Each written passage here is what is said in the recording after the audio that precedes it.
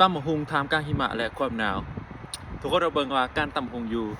ท่ามกลางหิมะแบบนี้มันสิเป็นจังไดตอนนี้หนาวบ่หนาว โอเคใครที่เห็นคลิปนี้มันโชคดีแห้งเนาะเพราะว่าบิลลี่จะแบ่งปันความรู้ทางด้านภาษาอังกฤษนำและซื้อรายการของบิลลี่ในตอนนี้ก็คือเก่งภาษาอังกฤษกับบิลลี่ EP 1มื้อนี้จะเกี่ยวกับตำบักหุ่งเนาะและทุกคนจะได้รู้เกี่ยวกับคำศัพท์เกี่ยวกับตำบักหุ่งแนวใดเมื่อคนต่างประเทศอิหยังถามก็สามารถเว้าได้เลยเนาะมาทุกคนมาเริ่มต้นกันที่โคกกับสาภาษาอังกฤษจะได้รู้บ่เอาตำบักหุ่งกันดีกว่าเนาะตำบักหุ่งภาษาอังกฤษแมนpapaya salad โอเคและโคกกับสาภาษาอังกฤษเอ่ยว่า mortar and pestle we have mortar and pestle over here and we're going to put some chili peppers มักพริกแมน chili peppers เนาะทุกคนเพราะมีหลายหน่วยก็ต้องบอกใส่ S น้ำโอเคใส่เข้าไป I like spicy เพราะว่าบิลลี่มากินเผ็ดแน่เนาะก็เลยแบบใส่ไป7หน่วยเลย and then garlic โอเคมี3 garlic โอเค garlic แมนพักเทียมมาทุกคน garlic now โอเคหลังจากนั้นแป้งนัว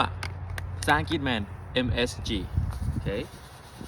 ใส่ไปประมาณเกือบ1บวงเนาะแป้งนัวใส่เข้าไปหนาวโอ้ยหนาวคนหนาวแห่งนี้ทุกคนเห็นว่าหิมะขาวคือเย็นดีมันหนาวใส่เอา salt เกลือ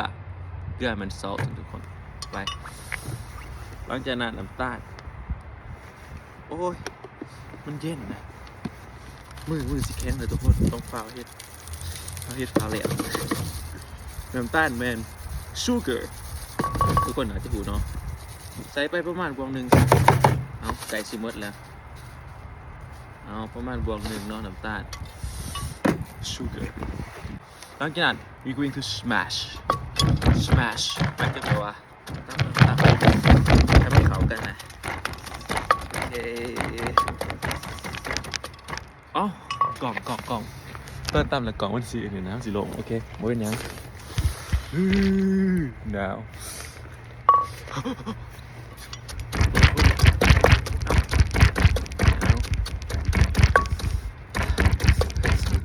make it into a paste โอเคแบบให้มันเข้ากันให้ละเอียดคนครั้งแรกนี่ตำบักหุ่งแบบทางกล้ามที่บ้านหลายคนนะครับทุกคนสิไว้แล้วว่ามือสิแข็งหมดเลย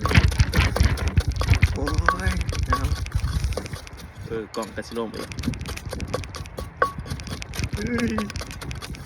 ฮีหนาวเขาต้องเสือขึ้นก่อน next ต่อไปเนาะ we going to add tomatoes มักเลนทุกคน tomatoes ใส่เข้าไป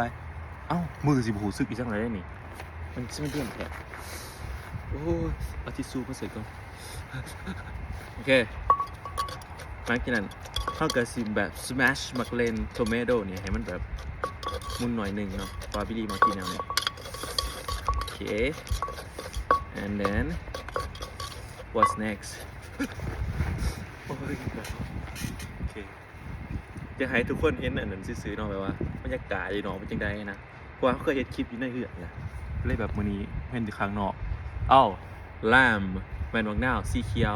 ถ้าเป็นบักนาวสีเหลืองแมนเละเหมือนเลยทุกคนโอ้ย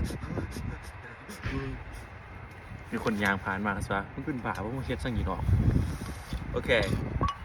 and ปลาแดกภาษาอังกฤษจะทุกคนปลาแดก fermented fish sauce ทุกคนใส่ประมาณบวงครึ่งน่าจะพอดีโอ้ยมือมันสิเป็นอันนี้เลือดสิออกไปจากมันหนาวแห้งโอ้ยโอ้มือมันสิแข็งหมดแล้วทุกคนเอา mix it okay mix โอเค mix หมายถึงแบบว่าผสมผสานกันนะต่อไปเขาจะใส่ papaya raw papaya ทุกคนถ้าเป็นหมักคุงดิบ เพราะว่าปกค่ายามสิมีแบบซุปแบบดิบเลยสันแบบดิบแมนรอแบบซุปเลยแมนไรทุกคนมือมันอันนี้หมดแล้วมือมันแข็งหมดแล้วสิฝ่าวเฮ็ดฝ่าวกินของฝ่าวเขามือเจอกะเฮ็ดแล้วเขาไม่ได้เพื่อนเลยโอ้ยหนาวหนาวโอเคmix them together guys mix กล่องกับซันน้ำเด้อขอไฟที่กล่องซันโอ้ย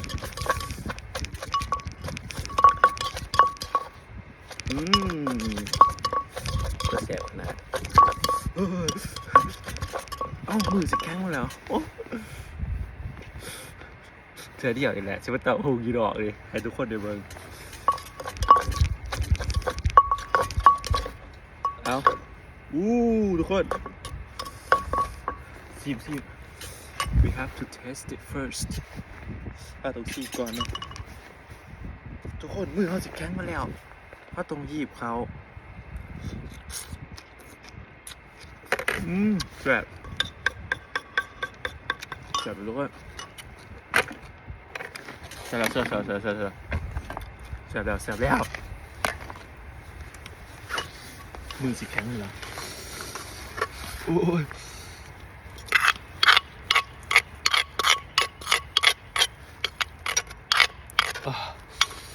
wow looks so delicious right จะแสบมั้ยขายบุไรเนาะโอ้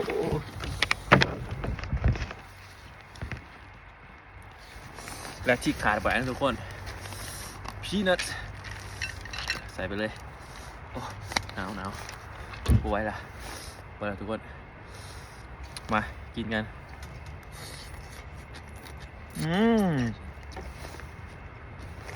so good delicious okay guys ตอนนี้ก็เนาะหนาวเจอกันคลิปหนาอย่าให้คิดแต่ว่าอย่าให้เฮ็ดคลิปยังเนาะสามารถคอมเมนต์เอาเนาะถ้าว่าบิลลี่เฮ็ดได้ก็เสียทุกคนเนาะแต่ว่าตอนนี้กินตามพุงก่อนเขาไปเที่ยวเนาะทุกคนบ๊ายบาย